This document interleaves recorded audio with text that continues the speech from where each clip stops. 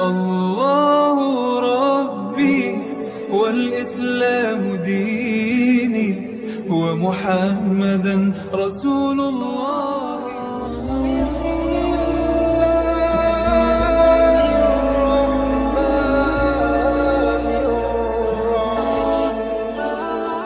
Bismillahirrahmanirrahim. Alhamdulillahirabbil alamin wa bihi nasta'inu ala umurid dunya waddin wassalatu wassalamu ala asrofil anbiya'i wal mursalin wa ala alihi wa sahbihi ajmain, amma ba'du. Bapak Ibu saudara sekalian yang mudah-mudahan dirahmati oleh Allah Subhanahu wa taala, wahaikum bi tahiyatil Islam, tahiyatan min indillahi mubarakatan thayyibah. Assalamualaikum warahmatullahi wabarakatuh. Alhamdulillah, kita panjatkan puji dan syukur kehadirat Allah Subhanahu wa taala yang telah memberikan begitu banyak nikmat kepada kita, khususnya nikmat iman, nikmat Islam, nikmat sehat walafiat, sehingga kita masih bisa melaksanakan berbagai aktivitas hingga hari ini. Dan alhamdulillah pada kesempatan siang hari ini kita bertemu, berkumpul, bermuajahah di tempat yang penuh dengan kemuliaan dan keberkahan ini, Masjid Raya Al Ihsan, untuk sama-sama tadi kita melaksanakan sholat zuhur berjamaah dan kita lanjutkan dengan kajian pada siang hari ini. Semoga dengan berkumpulnya kita di tempat ini, Allah Subhanahu wa taala berkahi usia kita, Allah Subhanahu wa taala ampuni dosa-dosa kita, Allah Subhanahu wa taala bukakan pintu-pintu rizki buat kita sebanyak-banyaknya, sehingga kita bisa menunaikan segala perintahnya, terutama ibadah-ibadah yang berkaitan dengan ibadah maliyah. Salat dan salam tak lupa kita sampaikan kepada Nabi kita Muhammad SAW, kepada para sahabatnya, keluarganya, dan orang-orang yang senantiasa berpegang teguh pada sunnahnya sampai hari kiamat nanti. Baik Bapak sekalian, tadi sudah dibacakan bahwa tema kita pada siang hari ini adalah wakaf produktif, bagaimana kita merubah aset wakaf yang tadinya nganggur bisa bermanfaat untuk umat, ya. Yang pertama yang ingin saya sampaikan adalah Bapak Ibu sekalian, perbedaan pemahaman kita saat ini, umat Islam saat ini, tentang wakaf, ya, dengan pemahaman wakaf para sahabat di masa yang lalu, ya. Kalau kita saat ini ketika bicara tentang wakaf, ya, yang muncul persepsinya di benak kita adalah tanah, ya, tanah yang diwakafkan. Terus tanahnya dijadikan apa? Dijadikan masjid atau dijadikan pesantren, ya, atau ada juga yang dijadikan kuburan, ya, dijadikan makam. Ini tanah ini saya wakafkan untuk makam, gitu. Nah Bapak Ibu sekalian, kalau wakaf hanya ditafsirkan, didefinisikan seperti itu saja, lalu impactnya apa untuk kesejahteraan umat, ya? Padahal wakaf itu disyariatkan oleh Allah Subhanahu wa taala sebagai bagian dari yang disebut dengan Islamic Social Finance, sistem keuangan sosial dalam Islam. Di dalamnya ada sedekah, ada infak, ada zakat, dan ada wakaf, ya. Nah ini empat istilah ini kalau secara aktivitas semuanya mengeluarkan uang, ya, diberikan kepada orang lain, semuanya aktivitasnya sama. Tapi kenapa Allah membedakan, ya, istilah-istilah ini dengan empat istilah tadi? Karena satu, ketika kita mau mengeluarkan uang, kita harus menyebut ini apa kita, apakah sedekah, infak, zakat, atau wakaf. Kenapa kita harus sebut? Itu bagian dari ikrar, itu bagian dari sigoh, ya. Itu nanti akan menentukan pencatatan di malaikat itu sebagai apa. Kalau misalnya kita niatkan sebagai wakaf, maka insya Allah pencatatannya tidak pernah berhenti ila yaumil qiyamah, sebagaimana yang disebutkan oleh Nabi. Idza mata ibni Adam in qata'a amaluhu, jika mati anak Adam maka putuslah seluruh amalnya illa min salasin, kecuali dari 3 perkara. Yang pertama kata Nabi, min shadaqatin jariyah, daripada sedekah jariyah. yang kemudian kita kenal dengan wakaf. Nah, jadi kalau kita niatkan ini wakaf saya, ya, ini wakaf saya, maka insya Allah pencatatan pahalanya seperti yang dijanjikan oleh Nabi. Ya, tapi kalau disebut ini zakat saya gitu, nanti beda lagi tuh pencatatannya. Ya, itu yang pertama dari segi pencatatannya. Kemudian yang kedua dari segi pengelolaannya, Bapak Ibu sekalian, ini beda. Kita harus menyebut karena nanti yang menerima uang itu akan memperhatikan apa yang kita sebut dalam konteks pengelolaannya.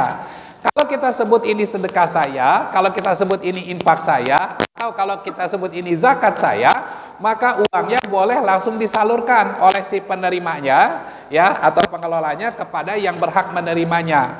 Tapi kalau kita bilang ini wakaf saya, maka nggak boleh langsung disalurkan, ya. Kalau zakat, infak, sodako, kalau dalam bahasa akuntansinya itu disebut dengan operasional expenditure, keperluan operasional yang harus boleh dipakai langsung. Tapi kalau wakaf masuknya kepada capital expenditure, modal usaha. Yang namanya modal nggak boleh habis. Kalau modalnya habis, usahanya bangkrut. Gitu. Nah, itu bedanya Bapak sekalian. Jadi kenapa harus disebut, ya? Nah, itu harus disebut. Nah, itu pemahaman kita selama ini, ya. Kembali lagi tadi bahwa seolah-olah wakaf itu hanya dengan tanah. Kalau misalnya wakaf hanya dengan tanah dan hanya dijadikan masjid, sekali lagi pertanyaannya, kenapa Allah mensyariatkan ya ibadah maliyah itu sampai 4 hal tersebut gitu. Nah, sekarang kita lihat di masa Nabi dan para sahabat. Bapak Ibu sekalian, di masa Nabi dan para sahabat itu ketika mereka melakukan ibadah wakaf, maka yang mereka wakafkan adalah satu, sesuatu yang sudah jadi, bukannya masih mentah. Ya, misalnya apa? Misalnya ketika Abu Thalhah radhiyallahu an mendapat ya atau mendengar atau disampaikan kepadanya firman Allah Subhanahu wa taala, lan tanalul birra hatta tunfiqu mimma tuhibbun. Kamu tidak akan sampai pada kebajikan yang sempurna sampai kamu menginfakkan harta yang paling kamu cintai. Maka Abu Thalhah langsung datang kepada Nabi dan beliau berkata, "Ya Rasulullah, harta saya yang paling saya cintai adalah ini, kebun Bayruha. Sekarang saya infakkan kepada engkau." Ya. Lalu Nabi berkata, ini adalah harta yang paling baik, ini adalah harta yang diberkahi. Sekarang saya serahkan kembali kepada engkau untuk engkau kelola dan engkau bagi-bagikan kepada kaum kerabatmu hasilnya. Nah, dari kata-kata Nabi ini, Nabi mengarahkan kepada Abu Thalhah supaya ya pengelolaan harta ini selanjutnya itu digunakan dengan menggunakan pendekatan wakaf, Bapak Ibu sekalian. Jadi Abu Thalhah mewakafkan kebun Bayruha, yakni kebun yang memang sudah jadi.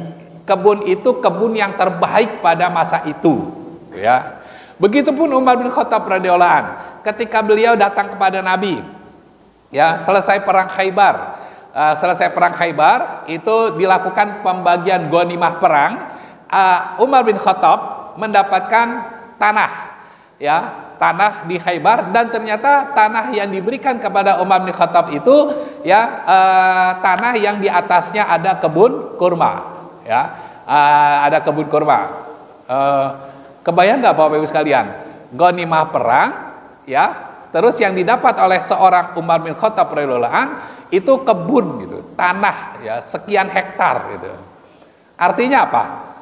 Pertama, nilai rampasan perangnya sangat besar gitu. Yang kedua, kok Umar bin Khattab dapat sebanyak itu? Wajar, beliau jenderal. Beliau veteran perang Badar. Ya, kemarin dalam suatu kajian saya diceritakan ya veteran-veteran perang Badar itu semasa hidupnya mendapatkan jaminan dari Baitul Mal sampai ke anak cucunya. Itu veteran perang Badar. Kenapa sedemikian rupa pengistimewaan diberikan kepada mereka? Ya karena mereka terlibat pada suatu aktivitas yang sangat-sangat akbar gitu, sangat-sangat besar, jihadul akbar gitu ya. Maka wajar kalau kemudian penghargaannya pun sedemikian besar. Tapi ya karena Umar bin Khattab radhiyallahu an secara finansial sudah mapan, Ya, mohon maaf, bukan orang miskin yang masih butuh pekerjaan, yang masih butuh penghasilan, ya. Beliau sudah mapan, maka beliau datang kepada Nabi, "Ya Rasulullah, saya mendapatkan sebidang tanah di Khaybar." Ya, ma amar tadi bih. Bahkan kata Umar bin Khattab, "Saya belum pernah mendapatkan tanah sebaik ini. Apa yang kau perintahkan kepada saya?" Umar bin Khattab nanya kepada Nabi, minta arahan. Apa kata Nabi? "In syi'ta habasta aslaha wa tasaddaqta biha." Kalau engkau mau, engkau tahan pokoknya dan engkau sedekahkan hasilnya. Engkau tahan pokoknya, tidak boleh diwariskan, tidak boleh dihibahkan, dan tidak boleh diperjualbelikan. Nah, inilah Bapak Ibu sekalian kaidah wakaf. Jadi yang namanya harta wakaf itu Bapak Ibu sekalian ada dua kuncinya dalam pengelolaan. Yang pertama, habasta aslaha, ditahan pokoknya. Tidak boleh berkurang, tidak boleh hilang, dan tidak boleh berpindah tangan. Berpindah tangan dalam artian dijual, dihibahkan, ataupun diwariskan. Nggak boleh. Ya, nggak boleh. Itu makanya sekali lagi, udah sering saya sampaikan di forum ini, kalau ada seorang nazir wakaf meninggal dunia, maka amanah kenazirannya harus dikembalikan kepada KUA. Nanti KUA akan menunjuk nazir yang baru. Tidak serta-merta dilanjutkan oleh ahli waris si nazir. Kalau ahli warisnya tinggal di situ, pergi, jangan tinggal di situ lagi. Ya, kecuali nanti KUA menunjuk mereka yang jadi nazirnya. Kenapa? Karena harta yang diwakafkan itu milik Allah Subhanahu wa taala, bukan milik si nazir. Jadi tidak berlaku padanya hukum waris. Enggak. Ya. Nah, kemudian yang kedua kata Nabi, shadaqta biha, engkau sedekahkan hasilnya. Nah, Bapak Ibu sekalian, sedekahkan hasilnya apa? Hasil panen kebun kurma. Karena tanah yang disedekahkan oleh Umar bin Khattab itu di atasnya ada kebun kurma. Berarti karena ini sudah diwakafkan, maka kebun kurmanya harus dikelola sedemikian rupa sesuai dengan kaidah-kaidah pengelolaan kebun yang sebaik-baiknya supaya mendapatkan hasil panen yang sebesar-besarnya. Inilah kaidah wakaf, Bapak sekalian. Ya, inilah kaidah wakaf. Nah, itu yang kemudian kita kenal dengan istilah wakaf produktif, ya. Jadi sebenarnya Bapak Ibu sekalian, istilah wakaf produktif itu bukannya wakaf yang diproduktifkan, tapi wakaf yang memang harus produktif, gitu. Wakaf yang memang harus produktif, itu ya. Tapi kalau misalnya gini Ustaz, kalau ada orang berwakaf tanah, dia kepengen dibangun masjid, ya, di atas tanah yang diwakafkannya itu, bagaimana? Nah, disinilah harus dilakukan feasibility studies, harus dilakukan survei di lapangan, ya, analisa kebutuhannya seperti apa. Satu, apa betul di tempat itu butuh masjid? Ya. Jadi jangan mentang-mentang ini tanah wakaf harus dibangun masjid. Enggak. Kalau nggak dibutuhkan masjid, ya nggak usah gitu.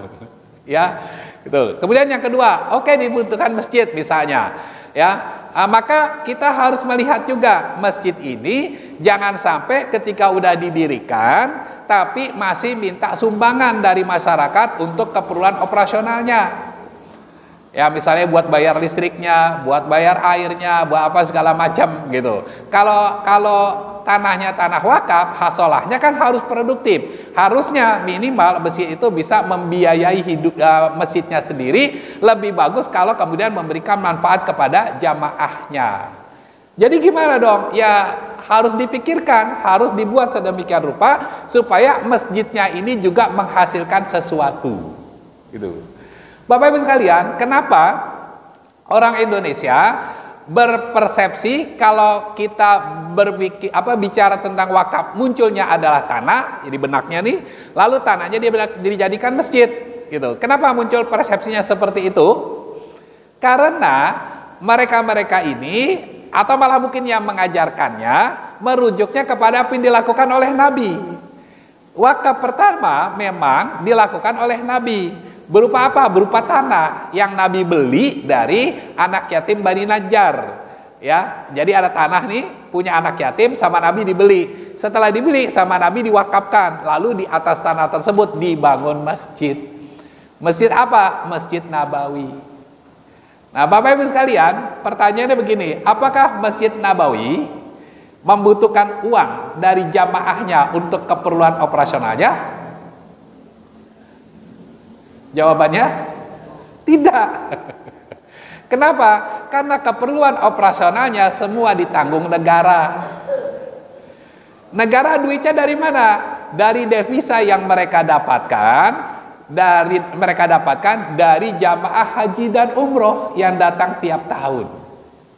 Jadi keberadaan masjid yang didirikan oleh Nabi itu menarik ribuan orang dari seluruh penjuru dunia datang, dan itu menghasilkan uang. Gara-gara apa? Gara-gara masjid.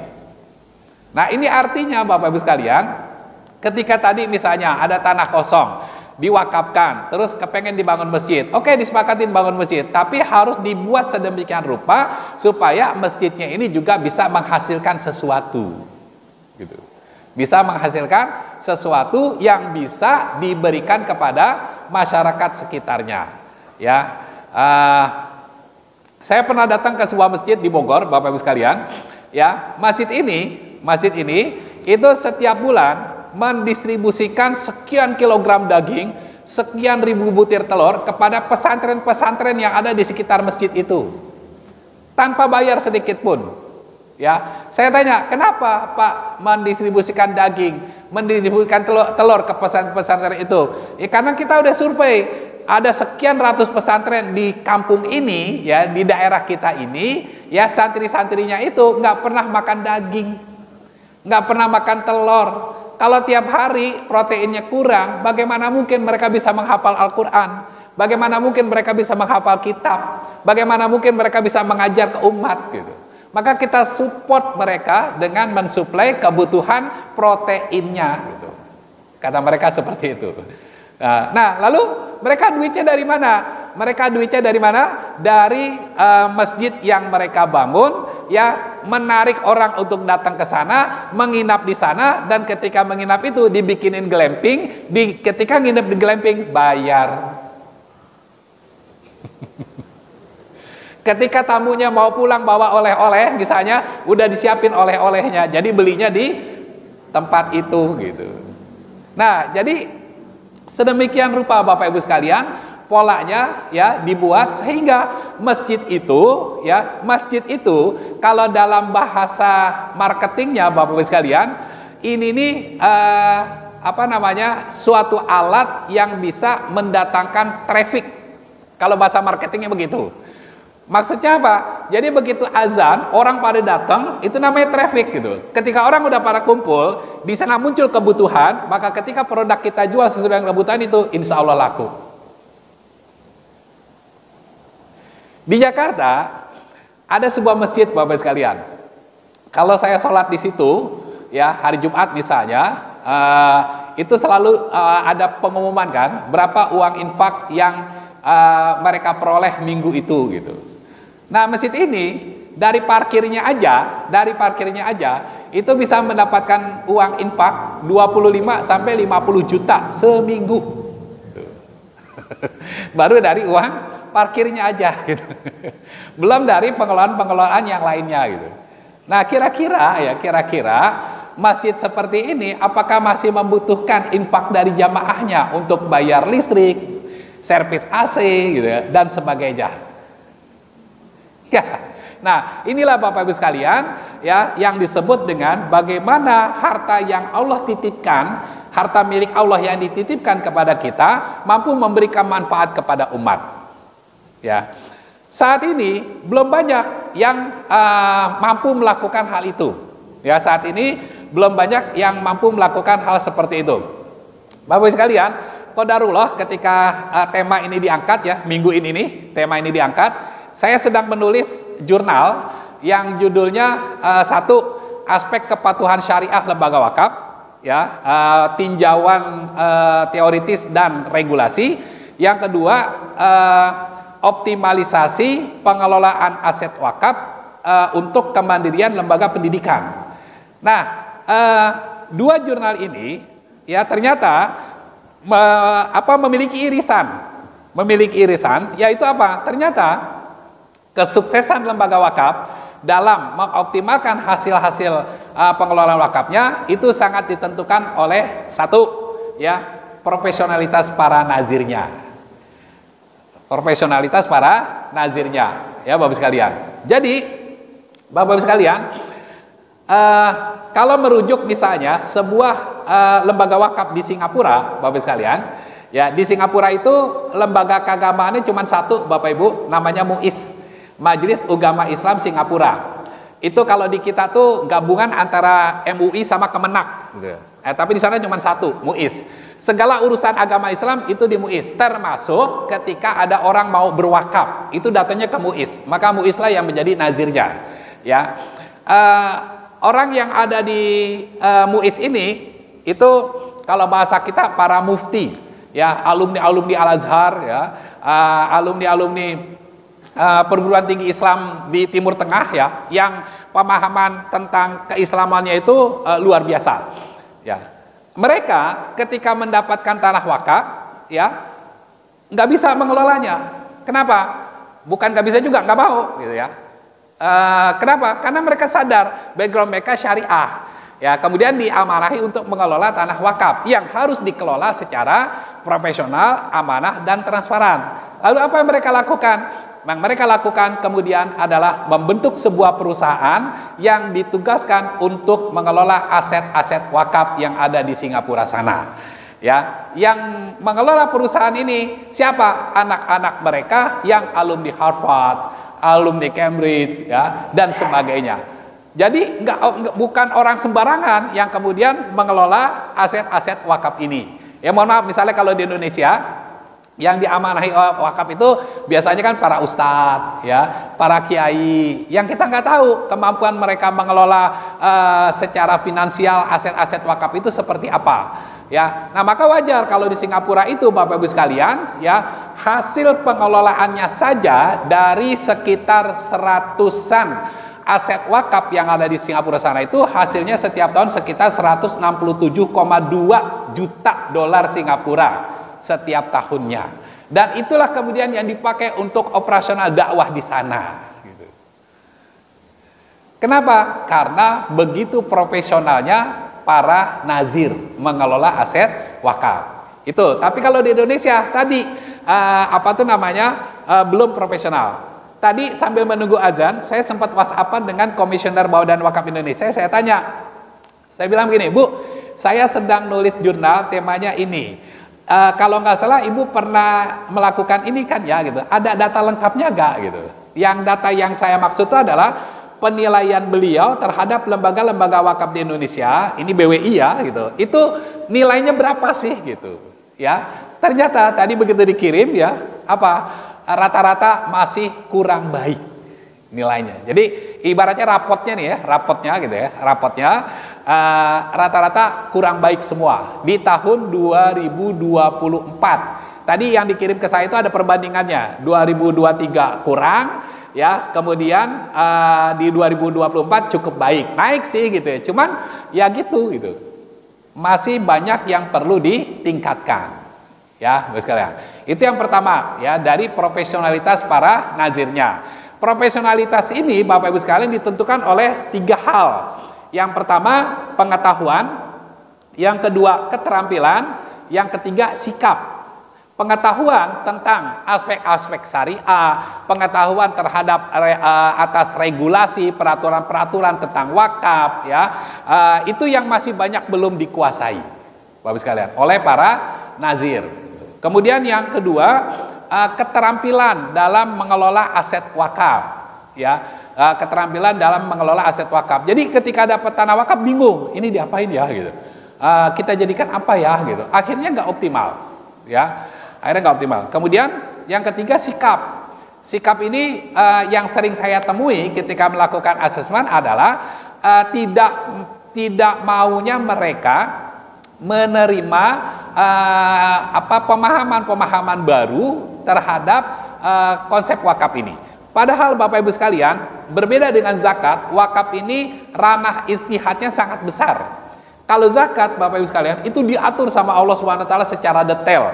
Kapan dikeluarkannya, berapa persen yang harus dikeluarkan, kepada siapa diberikannya, harta apa saja yang dikenakan zakat ya, dan sebagainya. Itu diatur secara detail oleh Allah Subhanahu wa taala tentang zakat ini. Tapi kalau wakaf enggak. Artinya apa? Ruang istihadnya sangat besar. Ya, ruang istihadnya sangat besar. Tuh. Bahkan saking enggak banyak nih para pengelola lembaga-lembaga sosial, pengelola masjid dan sebagainya, saking nggak ngertinya tentang wakaf, ya, ketika ada orang mau berwakaf bingung, akhirnya bilang sama yang mau ngasih itu, Pak, jangan wakaf ya, sedekah aja gitu. Kalau sampai ngomong kayak begitu, yang kasihan siapa? Ya mau ngasih, harusnya dia dapat pahala yang berkelanjutan, tapi gara-gara pengelolanya nggak paham, diarahin sedekah. Gitu. Harusnya kan dibalik. Begitu ada orang mau berwakaf, nggak ngerti, belajar gitu loh. Bukan malah memutar balik yang tadinya niat wakaf menjadi sedekah, gitu. Ya Bapak sekalian. Kemudian yang berikutnya apa lagi yang menyebabkan pengelolaan wakaf kita belum optimal, ya, yaitu masalah regulasi yang dikeluarkan oleh pemerintah kita belum sedetail, belum sebanyak yang mereka keluarkan terkait dengan zakat. Ya, terkait dengan zakat. Kalau zakat, ya, mungkin karena satu bisa dipakai langsung, gitu ya. Yang kedua, umat Islam kebanyakan udah banyak yang tahu tentang zakat, ya, maka diatur tuh. Ya, diatur sedemikian rupa, ya, bahkan sekarang Basnas, ya, Badan Amil Zakat Nasional, sampai mengirimkan surat kepada semua BUMN dan BUMD, ya, kalau bahwa pengelolaan zakat mereka harus melalui Basnas gitu. Jadi sudah penetrasinya sudah sedemikian rupa. Tapi kalau wakaf belum sampai seperti itu. Dan tentunya penetrasi tadi itu kan juga dilandasi oleh aturan-aturan yang mereka buat, ya, Bapak sekalian. Nah, terus apa lagi? Yang ketiga, Bapak sekalian, kenapa wakaf kita belum optimal pengelolaannya? Ini masalah ekosistem wakaf yang belum terbentuk sedemikian rupa di orang-orang yang mestinya bisa masuk ke dalam ekosistem ini. Ya, yang dimaksud ekosistem wakaf itu apa? Pertama, ada namanya nazir, orang yang diamanai harta wakaf. Harta wakaf ini kan harus diproduktifkan. Misalnya, harta wakafnya berupa tanah. Tanahnya masih kosong, pengen diproduktifkan. Dengan apa? Kalau misalnya, oke, kita bikin ini aja ya, apartemen misalnya. Ya, apartemen, terus kan nanti disewakan. Hasil sewaannya itu yang disebut sebagai hasil atau manfaat wakaf gitu.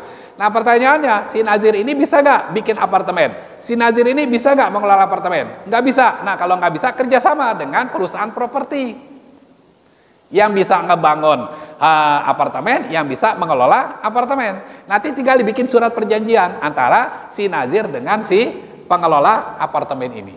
Nah, ini disebut dengan ekosistem wakaf gitu. Di sebuah apartemen nanti kan ada minimarketnya, ada rumah makannya, ada apa segala macam gitu. Nah, itu berarti di situ dibutuhkan apa? Building management. Ya, ada perusahaan yang mengurus itu semua. Ya, itu masuk ke dalam ekosistem wakaf. Nah, itulah yang belum dipahami oleh kebanyakan kita sehingga akhirnya sekarang masih terjadi pemisahan. Ini wakaf, ini bisnis ansih gitu. Padahal dua-duanya bisa disatukan. Ya, kita berdoa kepada Allah Subhanahu wa taala, mudah-mudahan dengan makin banyaknya kajian-kajian seperti ini tentang wakaf, ya, kesadaran wakaf kita semakin merata, semakin meningkat sehingga ke depan kesejahteraan umat bisa segera kita wujudkan bermodalkan wakaf ini. Ya, wallahu a'lam bishawab. Aku qouli hadza, astagfirullah li wa lakum. Assalamualaikum warahmatullahi wabarakatuh.